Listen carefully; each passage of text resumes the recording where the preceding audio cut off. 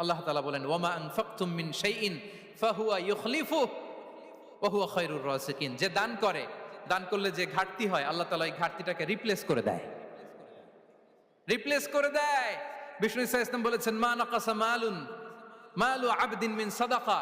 Charity করলে, দান করলে আল্লাহ তার সম্পদ কখনো কমায় না। প্রতিদিন সকালবেলা দুজন ফেরেশতা নেমে বলতে থাকে আল্লাহুম্মা আ'তি মুনফিকান খালাফা, আল্লাহুম্মা আ'তি মুমসিকান চালাফা। ফেরেশতা দুজন বলে আল্লাহ যে দান করলো, দানের কারণে যে ঘাটতিটা হলো এটা তুমি মেক আপ করে দাও, এটা তোমার পক্ষ থেকে বারাকা দিয়ে রিপ্লেস করে দাও। আর যে ধরে রাখলো, কৃপণতা করলো, ওর সম্পদকে আল্লাহ তুমি ধ্বংস করে দাও।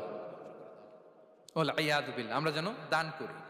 এরপরে বিষ্ণু ইসা ইসলাম বলেছেন বেশি বেশি হজ উমরা করলে, বেশি বেশি যদি কারো সাধ্য থাকে, ফিনান্সিয়াল ক্যাপাসিটি থাকে, বেশি বেশি হজ উমরা করলে তার রিজিকে বারাকা নেমে আসে। সব শেষে হচ্ছে দোয়া করা।